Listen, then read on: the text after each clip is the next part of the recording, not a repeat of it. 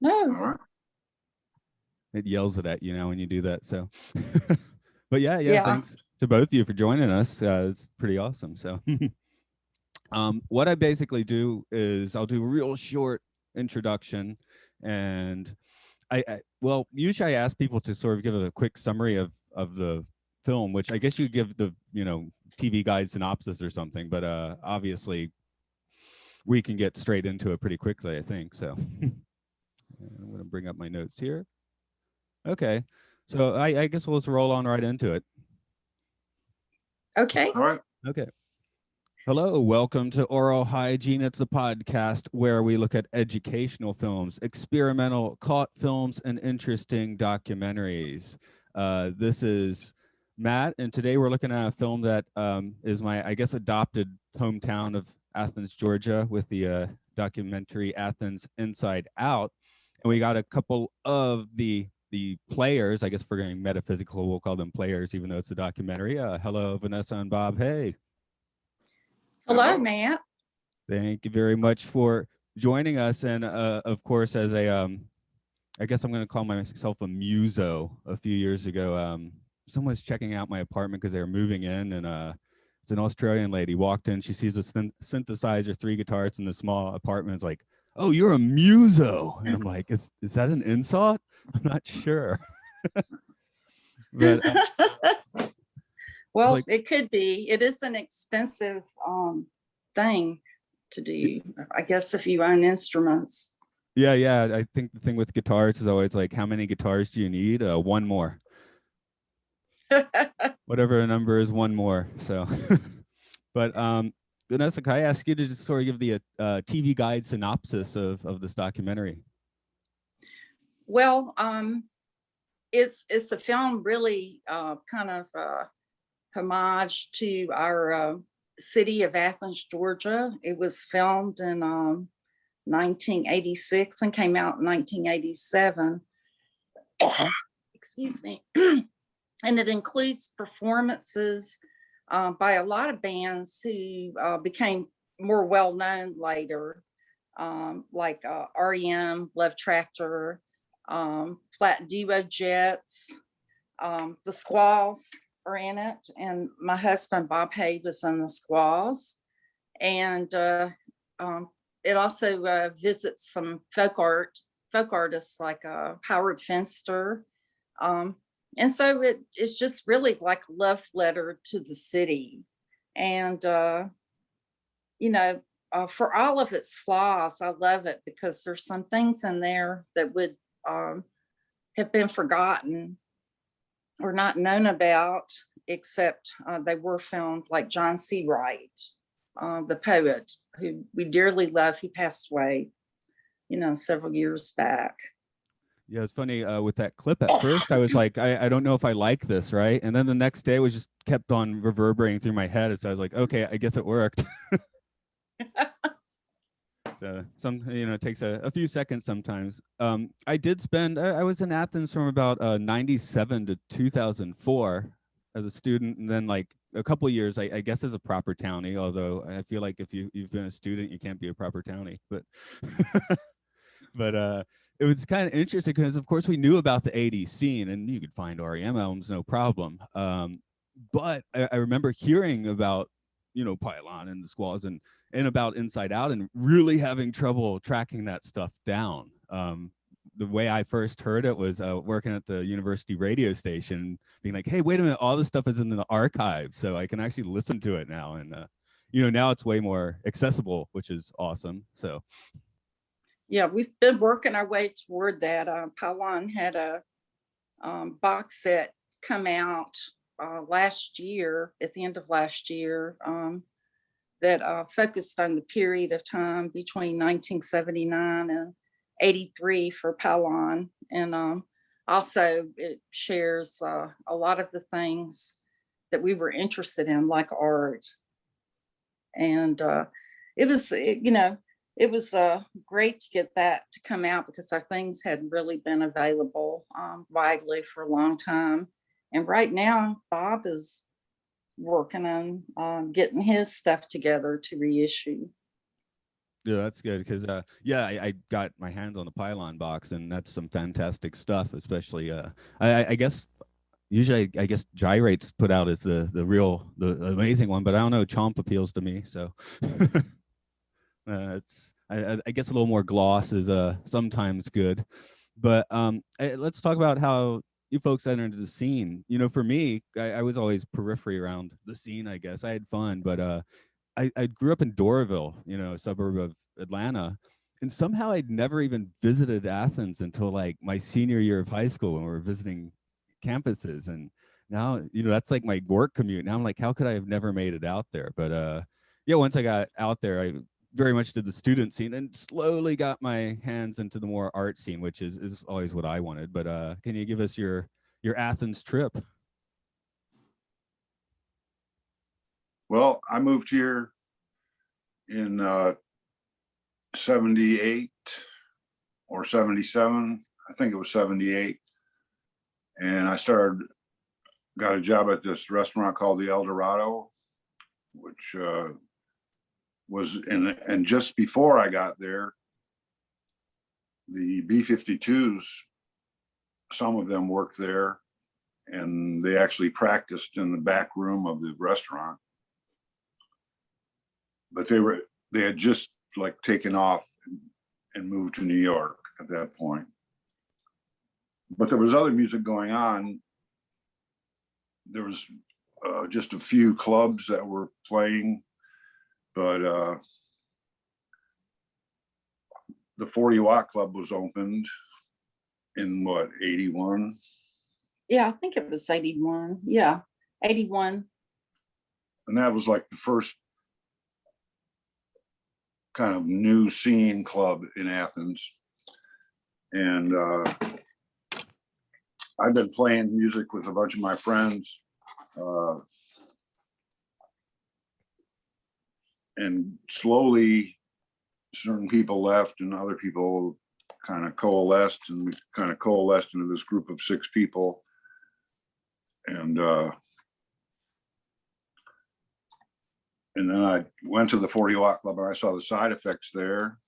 And after a lot of practice and a lot of playing at parties, then we got a gig at the 40 Watt Club and kept doing it.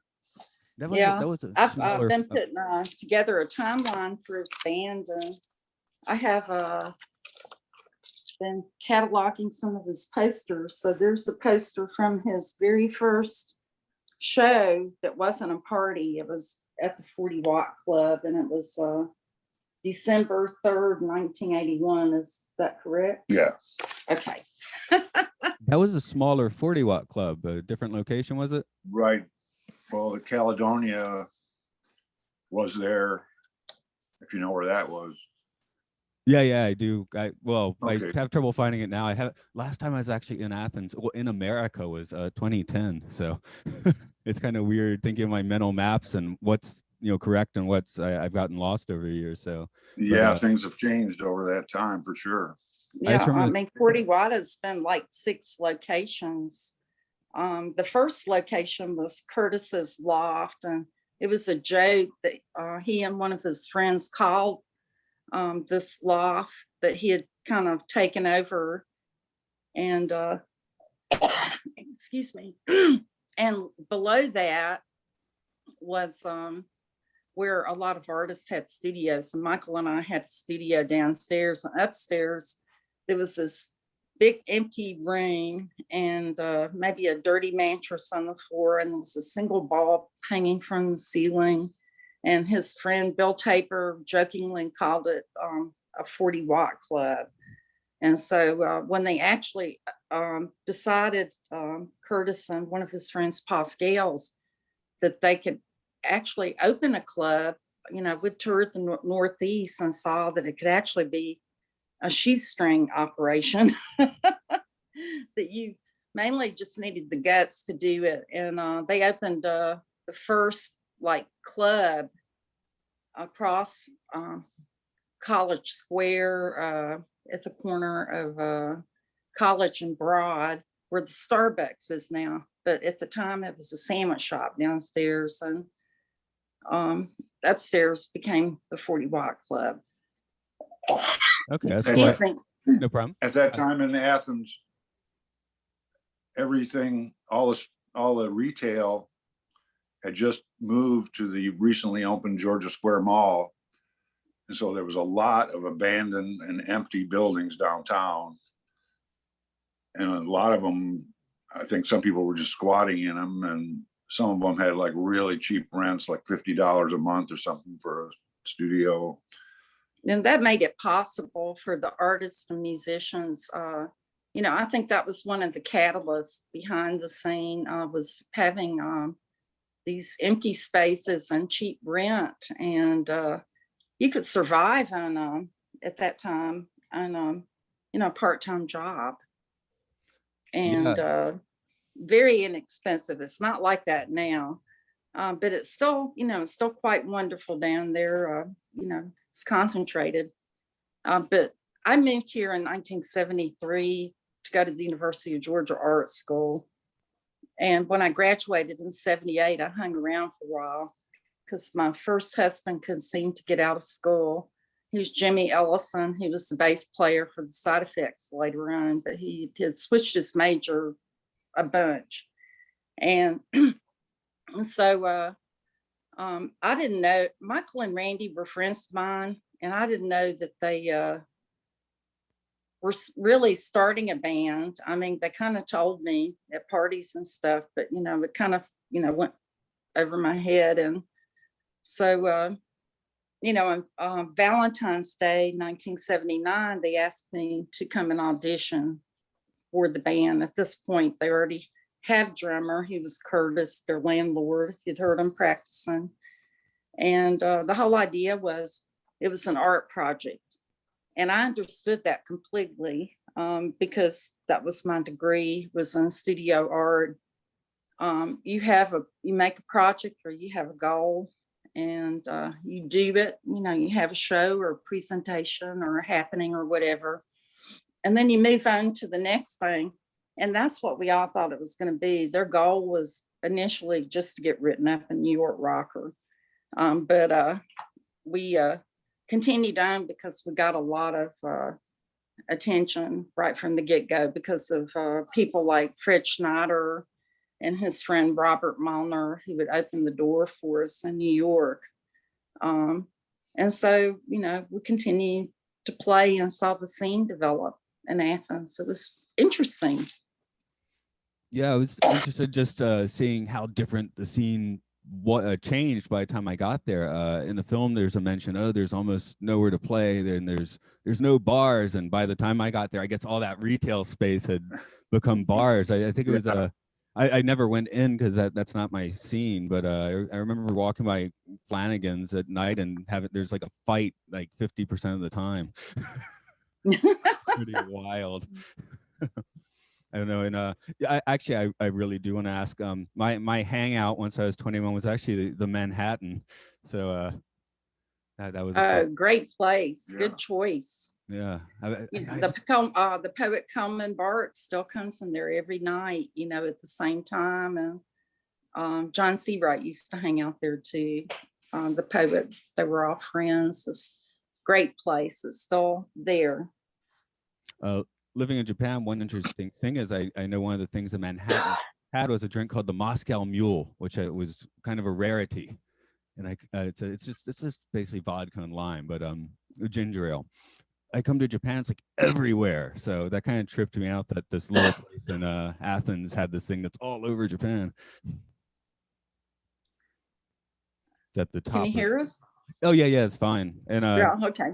I didn't want to interrupt too much, but yeah, I do remember the Caledonia now because that was a club where, as a student with no money, you could basically stand outside the door and still like get pretty much the show. So I guess I stiffed them a few times. Sorry, Caledonia. I just hung outside the door and listened to the show. Well, unfortunately they went out of business over the pandemic.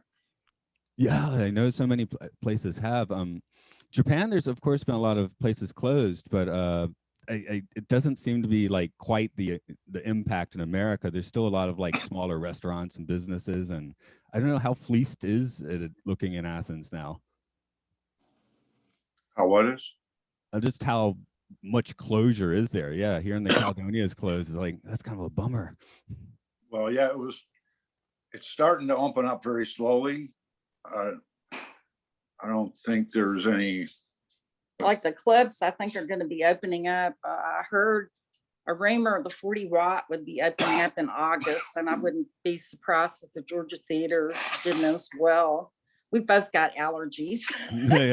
I do The too. grass So is horrible here right now. yeah, I'm just lucky today. I think about a month ago I was getting super hit. Yeah. But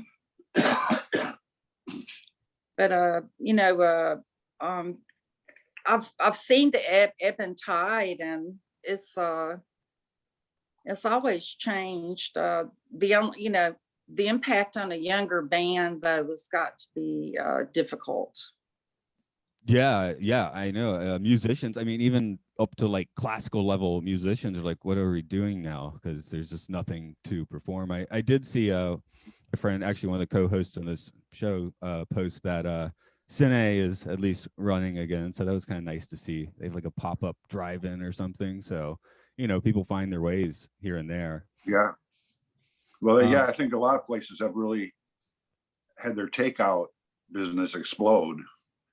I mean, there's a traffic jam every day around noon and 5 o'clock around the Chick-fil-A that's in our neighborhood. I mean, it's just the cars are backed up. You just want to avoid that area. Oh yeah, but you know, and but a lot of people are curbside pickup, and the city allowed some of the restaurants and clubs downtown, like Flickr, to expand over the sidewalk into the street with barricades and put tables and you know, pop-up tents out there, and so that's helped them. You know, you can maintain social distance and be outside and yell at your friends, you know. Yeah, that was one of the pluses in Japan. I've repeated this in several episodes of this podcast, but except for Tokyo, everyone already like socially distanced to begin with. That's just how people live. So, you know, people all keep their own space anyway, and that kept us from having to go completely bonkers, I guess, over the past year. So that's kind of nice. Right. And that's refreshing because most of your citizens probably believe in science, I would suspect. Yeah. We have a lot of people who are into conspiracy theories and whatnot here, and that's had an impact on people willing to get the vaccine. Right. And yeah, it's just, although they're rolling it out very slowly in Japan, and I think I laid it out. It's one, because the bureaucracy here is ridiculous. That could be it. Two, it might be the pharmaceutical companies want to make their own, because that is something they do in Japan. Or three, you could go take the conspiracy theory and go, they know, but that's probably not the right one. Right. I recently finished a book, the No Encores book, where the author went out to ask, he wanted to ask bands about or artists about their best gig and their worst gig. And he quickly realized nobody remembered their best gig. So the stories are all just like the strangest shows, or, you know, the ones that had a train wreck. That I used to play shows, and I guess for me, it was playing in Athens upstairs. Can't even remember the name of the place, but they were like, play for 3 hours. So we played every song we had, played every cover we had. We started improvising, and at some point, a bunch of frat girls come up and just sorority girls come up and ask between songs, "Are you guys like a band?" We're like, oh. It's like, we were playing here for 3 hours. What do you think we're doing? But yeah, I'd love to hear about just that totally bizarro gig, because those usually make for fun stories, especially for touring musicians. So, and maybe Vanessa, I'll get the ball rolling if you got a good you know, interesting. Like some strange shows. Well, there's a lot of funny things that happen along the way. You know, I toured before cell phones, and you know, before the personal computer. So we carried a Rolodex, and our bass player kept up with all the business information. he would, put the contact information for the club on a card. He ran the door, the sound man's name if they knew it, the closest good restaurant to get something to eat that wasn't too expensive, information we found out along the way if we were returning. Excuse me. But there's just a lot of, I'm trying to think of something that, like in the early days, I remember we drove all the way to Burlington, Vermont, and we get to the club and there's a janitor there sweeping the floor, from whatever havoc had been wreaked the night before. And we said, we're Pylon, where do we set up? And he said, oh, and he pulled out a poster off the wall and he said, Pylon aren't playing tonight. The Pinheads are. And at first we were, major league bummed, but then we went, yay, we get a night off. So Michael called up the Hotel Iroquois that we usually stayed at. And sure enough, they had our favorite room opened. And we went and stayed there and went out that night and hung out with some of our friends, like in the Gang of Four or whatever. But that what is that movie where they turn everything up to 11 on the ants? Spinal Tap? Yeah, Spinal Tap.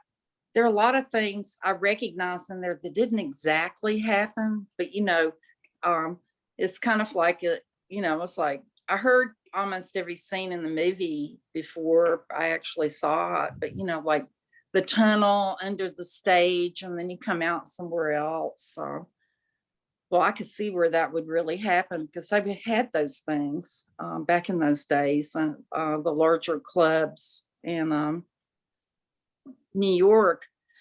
Your dressing room would be like on the third floor, and then you would follow the sky through these various like tunnels almost, and then you would end up coming up backstage, like climbing up a ladder through a hole. Yeah, what was that? Was that Danceteria? Yeah, Danceteria. That was weird. That was another one. Yeah. We were pretty lucky in that we didn't have too many, really whacked out bad things happen. Most of the things that happened just ended up becoming a good story. One night, Pylon were about to cross the border into Canada. We were opening for the Gang of Four, and we're staying at one of those Holiday Inns that looks like it has about 300 rooms. All of the halls are identical. The rooms are identical. And we got there and it's like, let's go to Hugo and Jolion's room and hang out with them. They said they were going to watch, I believe they were watching, well, it doesn't matter. It was some great guitarist. Anyway, we went there and hung out. And Curtis and I, who was the drummer, all of a sudden we realized that we were just the only ones from the band, and we probably needed to get out of there and go to our room. So we walk down the hall, we get to the room, and then we look at each other. It's like, do you have a key? No. Do you have a key? No. And so we knocked and knocked and knocked, and nobody would answer. And so we were like, well, I guess, we'll go back to Hugo's room and maybe he'll let us sleep on the floor or something. And as we nearly got there, there was a door that was open, and we looked, and there was John King, the lead singer for the Gang of Four, stretched out on a bed, asleep, obviously passed out, still wearing a suit from on stage. And we're like, excuse me, oh my goodness, John loves us. We'll go in here and, he won't mind if we sleep on the other bed. So Curtis and I climbed into the other bed, turned off all the light, shut the door, locked it. Well, around 6:30 in the morning, you know, as the gray light filtered through the window. There was this guy that was leaning over us, and he was going, can I say a bad word? Yeah, go for it. Who the fuck are you? It turned out it wasn't John King. It was just a guy that looked a little bit like him. And we were like, whoa. And so we were like, oh my gosh. And it was like, you need to get out of here. And so we scampered on down the hall and knocked on the door. And this time somebody let us into our room. So that's one of the stranger things that ever happened. How about you, Bob? You have any war stories? Well, once in Madison, Wisconsin, this was kind of, I mean, this is like a bad thing. You remember the bad stuff. Like, so we play the set and the show ends. And our drummer, he was like in this little alcove thing. And for some reason, he like wanted to jump up and cheer. And when he did, he like hit his head on the ceiling. And really hard. It was like, Oh no. He's a really tall guy too. yeah. And I don't know, probably the worst thing that ever happened was the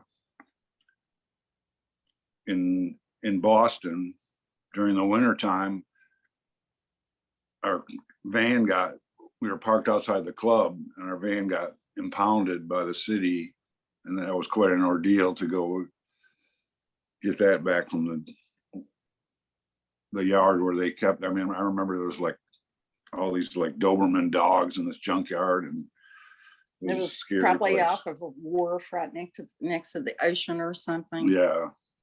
Yeah, that's scary. Yeah, we got broken into a few times. well, we never got broken into.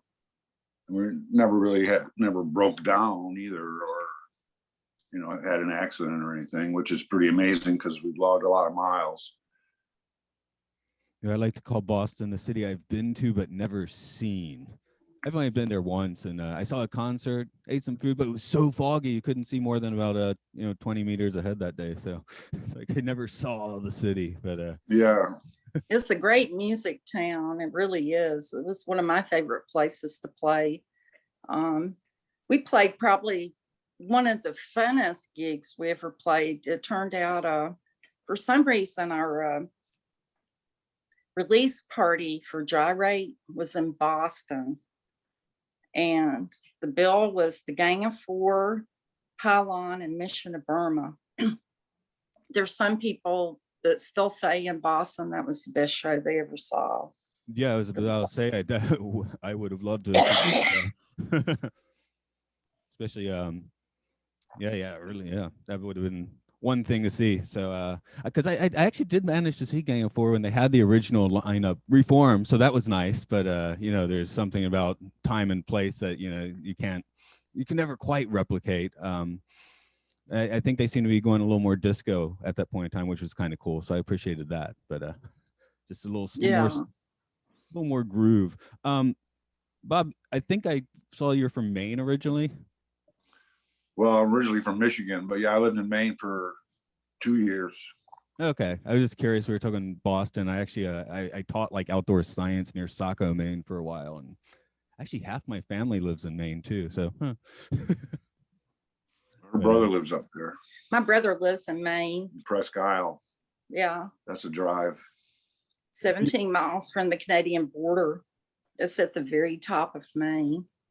Oh yeah, that's way north. My aunt lived in Greenville for years, which I think is in the center of the state, but that's even like that's way past that. Way northwoods for that one.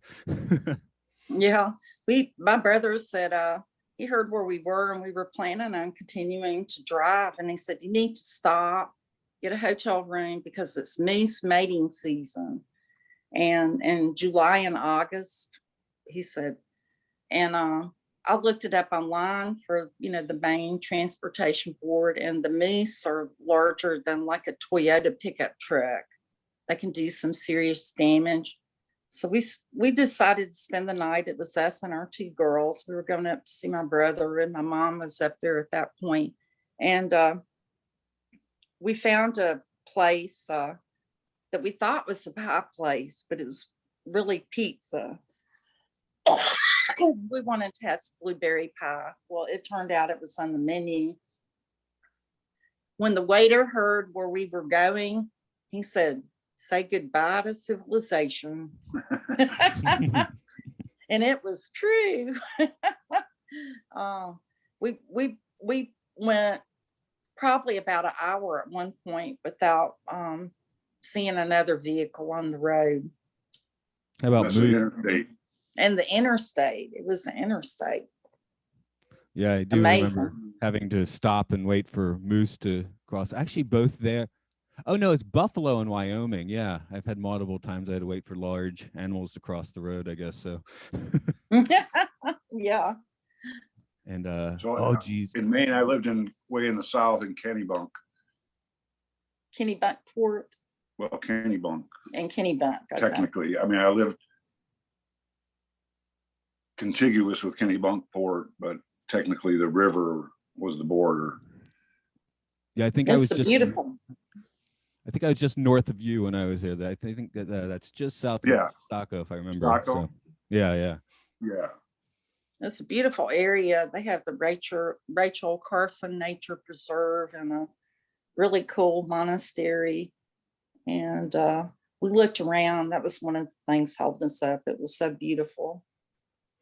Yeah, I made at least half an attempt to live there a little more permanently, but somehow ended up permanently in Japan instead. But that's cool. I hear Japan is quite beautiful. What's your favorite thing there? Honestly, like, so I have a full-time work schedule, right? And I couldn't do this in Atlanta. Definitely I could not. But so I'm doing a podcast with you this morning. When I finish, I'm going to actually leave early so I can kind of walk through rice fields to the next train station, probably listen to a podcast or something. I'll go to work. During my lunch break, I can go hang out at like a temple or something. That's something I definitely missed coming back to America for a while, was random temples. You can't just stroll into a church, you know. But temples, you can just kind of, they got the grounds, they got maybe some stonework and stuff. So you just kind of lose yourself in the landscape. I barely drive anymore. I'm a Sunday driver, like quite literally now. That's pretty much the only day I ever drive a car, if that. So I really like the fact that I can just, I don't need stuff. I could live without the car pretty easily, but it's nice for, going up a mountain and seeing something relatively easily. But that, and I guess it's weird. It's a small country and it's known for not having much space, but you basically get your space. You walk into a store, there is no "may I help you." They might scream welcome when you walk in, but then they're not going to bother you unless you ask for help. So I guess I'm going to say personal space is a really nice thing in Japan. Yes, and the music is very interesting too, the music scene. A long time ago, we were friends with a band called the Plastics. We met them through the B-52s. They were super interesting. And then we've had a band that is friends with Jason Neesmith. I'm trying to think of what they're called right now. I'm terrible with names. I don't know how I end up being a singer and having to remember lyrics and stuff, because I'm more of a visual person. Well, as my crutch, I'll ask if you ever did this. Did you find yourself making up new lyrics or just singing gibberish on stage? I would I only did gibberish a few times. I would make up different ones, or sometimes repeat what I remembered, just make it work, use what you have. Yeah, my thought was in a club especially, it's like they can't make out the words anyway. As long as the melody's there, it should be solid for this particular performance.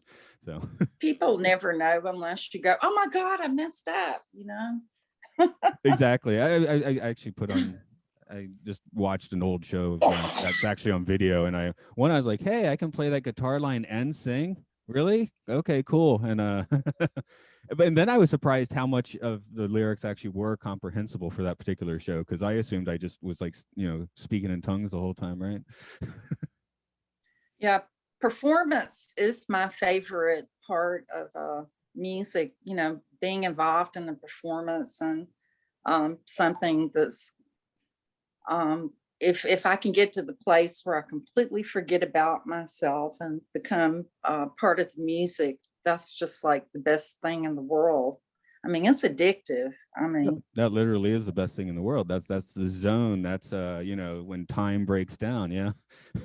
Because that moment's as short or as long as you need it to be, basically. I mean, it's going to pass, of course, but I find myself at the beginning of the work week, I'm like, oh, I'm going back to work already. I'll be like, yeah, but then I'll be not working pretty soon as well. And I find ways to I don't want to say entertain myself, but use time for myself as well. So I think that's important for me.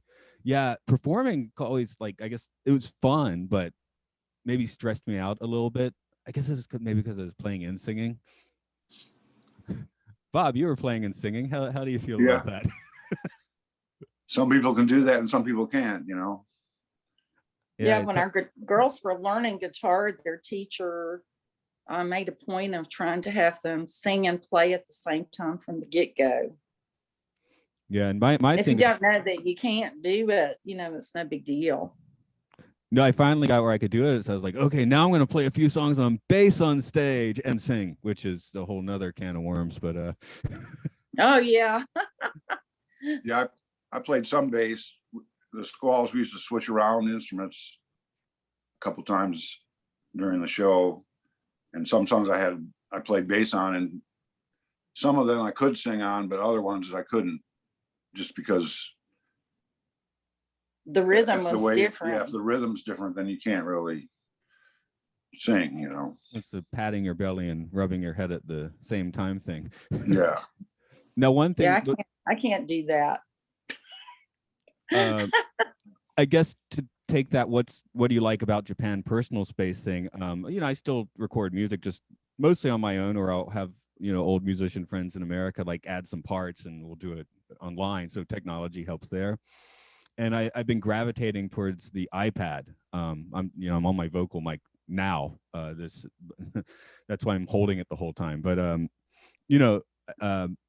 I can just record on the iPad now. I don't even need a mic and it sounds okay. And the thing I really like is I can go out to the middle of a rice field at midnight and record vocals there. So sometimes it's like, wow.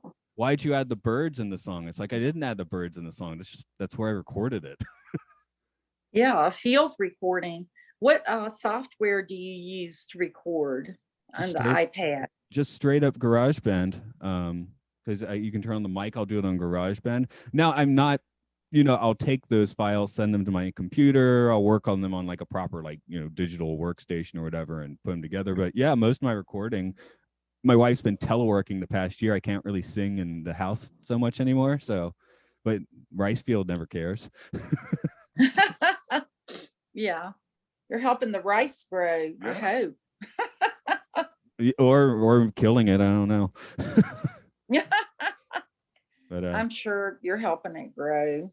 I mean, that's another nice thing. I guess something that is very difficult to do in America, because when I lived in the States, you're in your air conditioned apartment. It doesn't matter what time of year it is, but no one has central air here. I've got like a wall unit if I need it, but I rarely use it. Basically, I got a fan here, but when it's summer, plan on sweating and being a little hot. When it's winter, you're gonna be cold.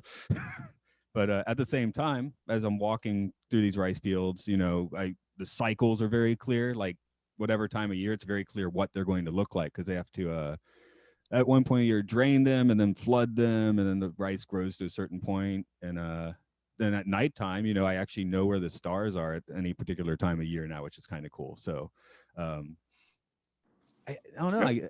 Athens, if you take a walk outside, I guess you could definitely acclimatize yourself to cycles more in Athens than you could in Atlanta. So that's true. Yeah, we live on the outskirts of Athens, so it's fairly dark out here, and you can see stars. But It's not like some place maybe to the south of us that has truly dark skies. Yeah, I remember because one year I did live downtown Athens. One year it used to be a furniture warehouse, and they converted it into these like little townhouses. I lived there for a year, and I had a car, but I couldn't get a spot at the courthouse. I had a friend with an apartment on the other side of downtown, and it drove me nuts. I had to walk a mile to get to my car. But now I'm like, that's fantastic. I'm kind of glad I had to walk a mile to get to my car. Good exercise. Yeah. Just, I think walking is extremely important. So, and I went from you actually last time I left America, I was quite large, to be honest. So, living in Japan's let me sort of like get little bit more of a balance, I guess. So, of course, there's great sights and things to see too. Beautiful scenery, which maybe is what you're asking about, but it just brings me to the state of mind thing is kind of important. But and Athens definitely is a good place for a state of mind. I caught that vibe. And that kind of takes us full circle around to the movie Athens, Georgia, Inside Out. That was what was going on at the time. It was a certain time and place that had a certain state of mind that just effortlessly, be self-invented at the time. It just depended on who was there.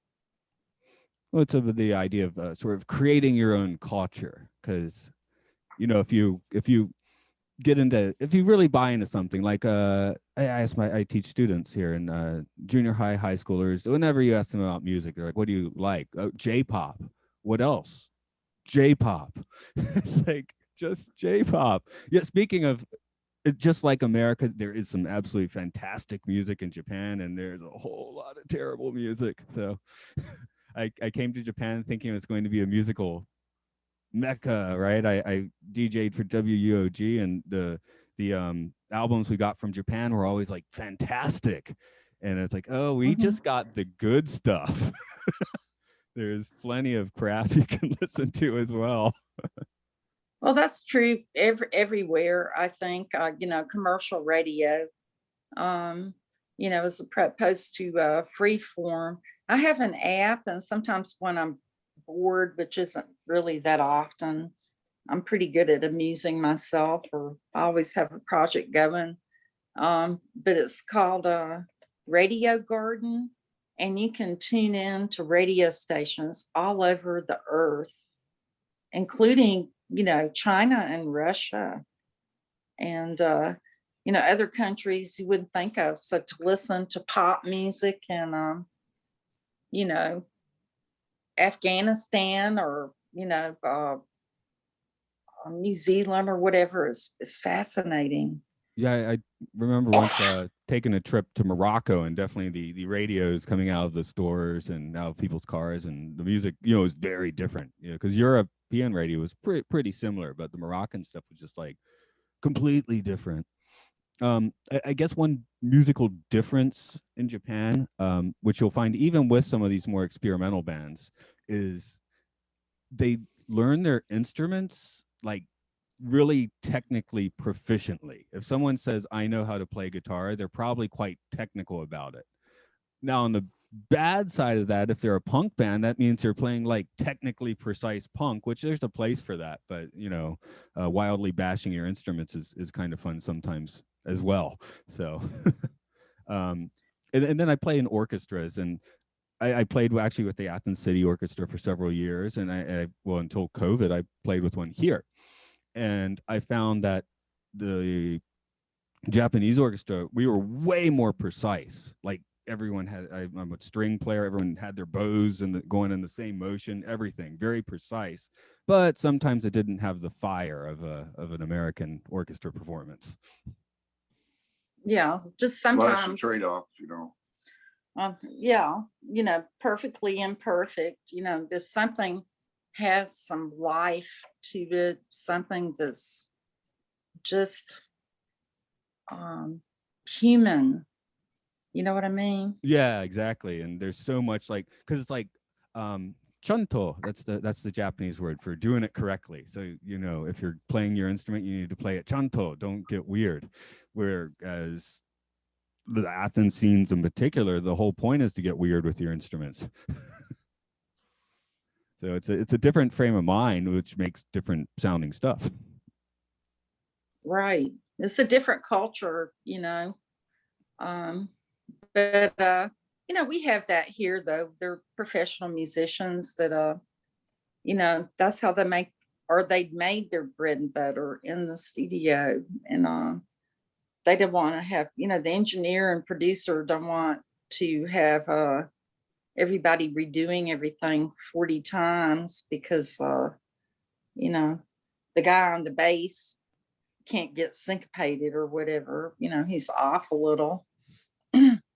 Yeah, so they're probably a little more like a scalpel doing that work with music here. Actually, you know what? The best metaphor is actually ramen shops. A lot of signs for ramen shops, they'll have a picture of the chef. So, and we know Japan is all the cute characters, right? It's like, I mean, they have like a cute COVID character. You know, it's crazy. So, but the ramen shops, they'll often have maybe a drawing of the ramen chef, and he just looks like completely pissed off. He looks real angry. I'm like, why does the ramen chef always look angry? And I was like, oh, it's because he's serious. He's serious about making the ramen, so you know it's going to be good. That's the message that's supposed to come through. He's so serious about this ramen. It's going to be fantastic. Oh yeah, that's legendary there that people will travel miles and miles to find the perfect ramen. Is that correct? It's sort of like barbecue here. Yeah, I've waited in an hour line of a place. Just actually, sometimes there's a few times where the worse the place looks, sometimes the better it is. So there's been a few times where it's like, oh, that looks like a seedy dump, but there's a big line. I'm going to get in that line and have the ramen there. So, you know, and usually you do find it's quite good in that case. And yeah, chain stores not going to be the same thing. My favorite's actually it's basically a shack in the countryside. If you know my neighbor Totoro, it looks like that valley, and it's just this little ramen shack, and it's fantastic. They make Oh, wonderful.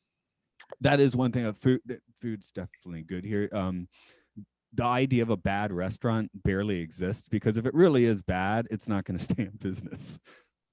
And I know, Unless it's a front for something. yeah. Well, here it's the mom and pop stores where it's like no one ever goes in and out of there. How do they stay in business? So although it is a, you know, relatively known secret that most of these businesses, especially in big cities, you know, do have regular visits from the mob. But the weird thing about the Japanese mob is they kind of keep everyone else from doing horrible things. So it's in a weird way. I mean, they certainly do horrible things, but pretty much no one else does. So it's kind of cool in that way. I guess so. It's sort of like well, the jungle. If you don't have a certain predator, you know, the other, you know, like if you don't have the wolf or the owl or whatever, the rabbits and mice are going to get out of control. You know. Yeah, and I in Atlanta and Doraville, certainly I wouldn't go around at midnight, you know, walking around, especially with like a nice Telecaster on my back because I'm going to one of those rice fields. I get that jacked. So, but we'll wind down before too long. But are there any other things about this movie, something that maybe people just wouldn't, or the scene that just isn't obvious on the surface, that, you know, that looking back now you can just say, wow, that was so fantastic? Because then the movie itself is footage from the early 80s to late 80s, right? So, you know, there's been a little more time to look back on that scene. And is there's something kind of missing or something under the surface? You mean with as far as the culture then and now? Yeah, what it You know, was, looking, you know, living in it, you can never quite, you know, hindsight is, you know, perfect vision, right? I think the fact that it was so inexpensive, and also the particular people that were here. I'm just gonna say that, it kind of grew out of two places, the UGA art school, and some people from the music school, and then others from the El Dorado restaurant, like he brings up here. You had one thing that you had at the parties back then. Now I'm really getting too old to go to parties, but I have been to a few. And it was like just such a slice of just across all socioeconomic boundaries. You had the artists, you had the townspeople, you had the musicians, you had the waitresses, and just everybody was at these parties, and now it seems a little bit more generic. It seems like there are a lot of I don't want to diss anybody, but it seems like some of the newer bands are more like alt country or whatever, you know what I mean? Yeah. Which I love. I mean, I listened to Graham Parsons when I was in college, but I don't know, too many songs about feelings. Yeah, I've actually adopted that sort of a gang of four idea of lyrics for I don't know if I just sent like my Athens time album your way, which was it's all breakup songs, but now it's like I have nothing resembling a love song. In fact, I have my Australian friend who lives in Tokyo do the lyrics on purpose. I don't write them, and he just writes like surreal poetry. I'm like, and then I have to find a way to fit that into a melody, so it's kind of fun. But yeah, subject. I don't want to hear another love song. Yeah. Yeah, you got to, have one every now and then. I guess it's all right, but it's nice. Those boundaries were broken down by bands like the B-52s and Talking Heads and Gang of Four, and yes, Pylon. Absolutely, Pylon. And post-punk bands, just so many. And then some of the younger bands I really enjoy, like Sleater Kinney and Deer Hunter, as an example. So what do you think, Bob? I don't know. It's all that past. Here, I actually went on an internet search to try and figure this out. Who opened? Do you know did you open for Deer Hunter at a Halloween show in 2008? Yes, we did. Okay, That was one of the last shows that Pylon proper played. Okay, don't. It's almost embarrassing, but I was like, was it Love Tractor or Pylon I saw there? I mean, I really loved it either way, but I just couldn't quite remember who I saw. But okay, glad to clear up. That was a fantastic night. My dad came too. Were you at that show at the Variety Playhouse? Yeah, that's right. I'm trying. Oh, I was dressed. This is a fun story. I was in the restroom at some point, getting in line. It was Halloween, and I had put on like black bat ears and a cloak and like a red some kind of thing. I got a costume shop, and there was a guy next to me dressed as Batman, so I just got into an argument with him about who was Batman, so that was fun. me obviously being wrong, but that was half the fun. So and that was fun. My wife is Japanese, and we lived in the States for 2 years. That's when we saw that show. The first show we took her to was my friend's punk band at the bottom of the Claremont Lounge. Oh wow, I never went there. One of our friends showed up. I missed it. Yeah, one of our friends showed up, and she's wearing she is on a moped, right? But she's going and wearing a helmet, right? She just kept the moped helmet on. And we're like, why is she doing that? 30 minutes later, it's just beer bottles flying everywhere. And it was literally like some insane 80s punk movie. The thing you're like, that concert doesn't happen in real life. So So my wife thinks that's what all concerts are like in America. So it took me a little bit to convince her to go see another show, which was that show with Pylon and Deer Hunter. So Yeah, that was a fun show. okay, glad to make it, because I really did think it was, but I'm just like, not 100%. I gotta ask. Because I do remember just when I first got to Athens, for some reason you could find Love Tractor at the time, but you couldn't find Pylon, because we were looking for, trying to find the bands of the scene that had been there a few years earlier. So again, that's why that Pylon box is absolutely awesome. And the Squalls are coming soon, is it? Pretty soon. Things move pretty slowly, but record business. But oh, and here I'll give you just one completely pointless question. In the movie, you're playing a guitar. Is that a Vox 12 string, or do you remember? yeah, I still have it. Okay, cool. It's a tie skull, Uh-huh. and well, there's two similar models. One's called a May Queen, and this one was called Apollo. Okay, And yeah. it's just a hollow body kind of. It's shaped like a pallet. Cheap guitar. Yeah. Yeah. I definitely, I'm always hitting the Japanese, not thrift stores, they're called. Actually, the name of the store is quite horrible. It's called the Hard Off. There's a Hard Off and the Book Off for used stuff. So, but the Hard Offs usually have an interesting variety of guitars coming through. So it's hard not to go look sometimes. Wow. Yeah, I remember.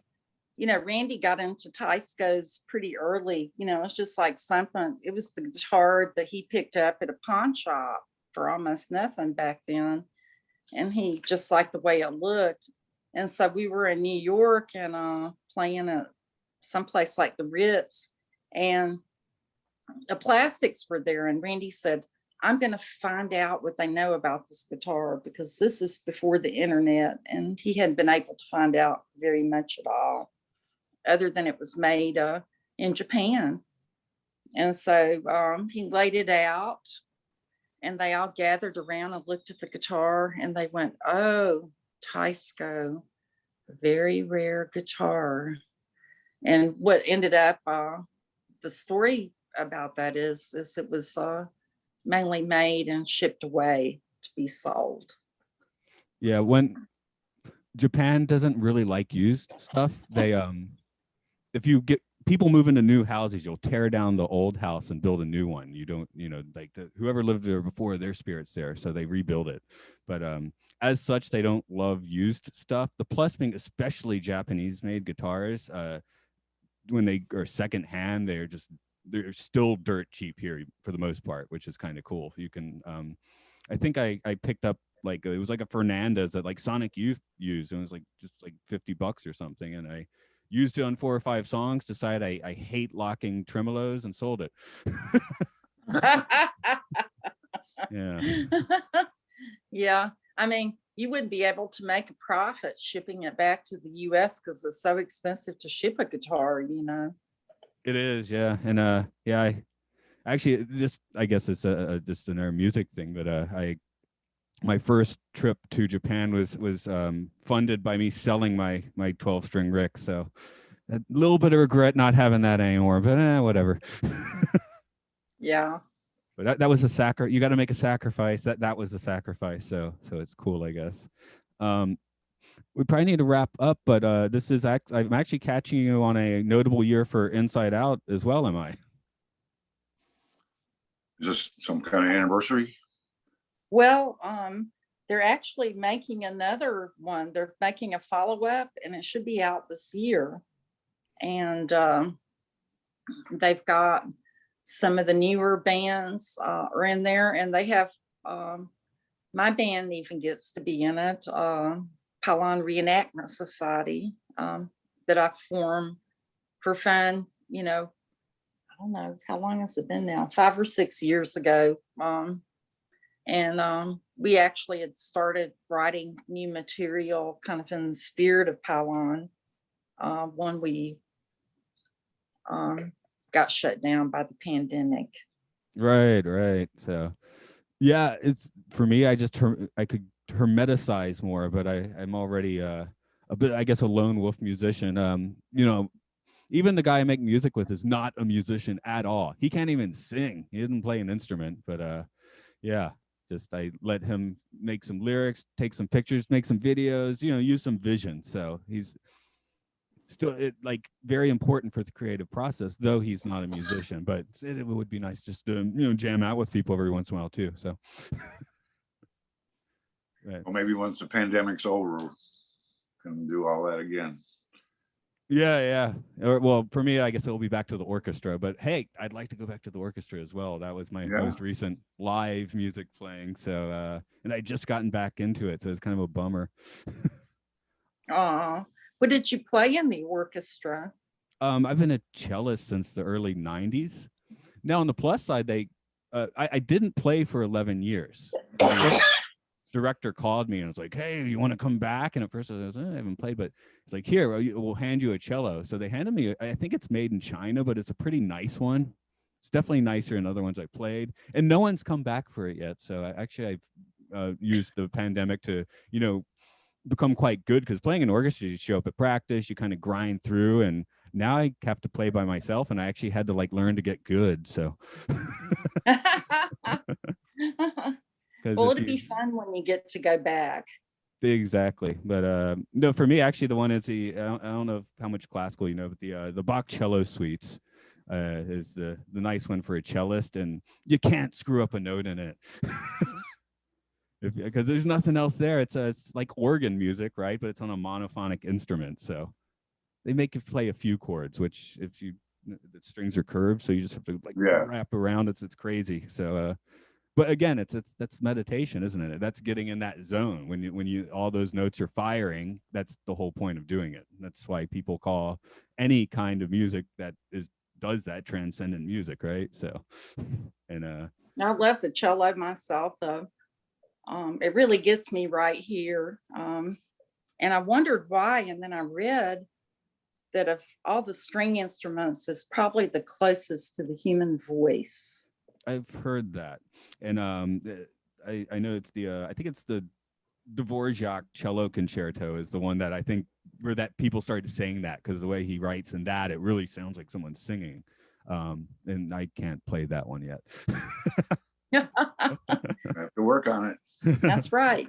Yeah. Did they know what I mean if I say woodshed time? Yeah, I think I've had lots of woodshed time, and recently I don't know if I should be doing this, but I've taken to midnight guitar sessions on my front porch with headphones. People shouldn't be able to hear me too much, but so if nothing else, I should be upping. I think a lot of us, if we're using our time reasonably, should be upping our skills in this period of time. Make it worthwhile.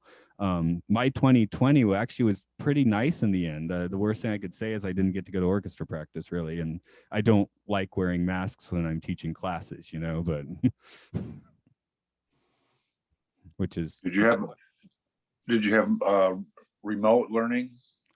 only for 2 months.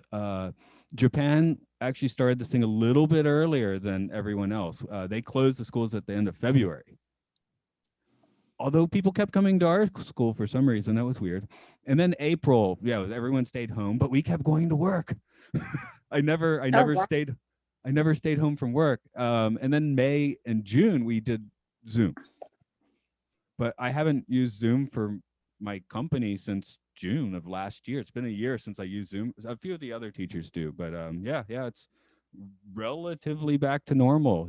Just students and teachers are wearing masks. That's about it. But we never quite got the numbers out here in Nagano either. So, yeah.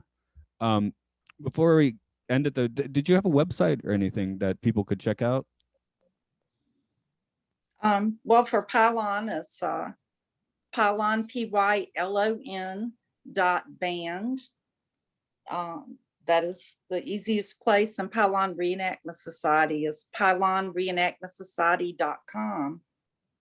How about you, Bob? Well, we have a Facebook page. I used to have a more extensive website, but I kind of took it down when these record deals started coming through to see what happens there. So there's not really much up there. There's a little bit at squalls.bandcamp.com. There's our first EP is available. Yeah, even I've learned a lesson that be careful what you sign your music to, because I got one I did several years ago, probably one of my favorite albums I've recorded, and you know, to get it distributed, if I put it into this podcast, I'll get a like cease and desist letter, which is a big bummer. But they let me keep it on Bandcamp. I guess that's nice. So yeah. So, but you know, at this point, I'm like, this is for fun, isn't it? If anything else comes of it, that's great. But it's therapy. You know, making music's therapy. If I went 2 months without creating something, I'd start to like get a little unhinged, I think. Yeah, I think that artists and musicians are just wired like that. Exactly. I noticed I hadn't been doing photography recently. I'm like, well, I've been podcasting a lot, so I guess that's just where my creative juices have drifted over towards. So, well, we look forward to hearing this podcast in Japan. We hope everyone likes it. I'd like to say hello to everyone there, and it was so nice to get to talk to you, Matt. Nice to talk to you. Great getting both of you online too. So, yeah. And, you know, again, it's just such a cool documentary that sometimes I know people listen to the show and don't watch whatever the homework is, and they don't have to sometimes. There's been a few times we told you not to watch the film in question, a few of the highway safety films in particular. But everyone should watch Athens Inside Out, and probably not probably, they should watch the follow-up, because I thought it was just a anniversary release, and I'm like, oh, new movie, that's awesome. So I'll be looking forward to that. Yeah, I'm not going to give out any information about it, you know, really, but it's going to be interesting. It's different. It's a different.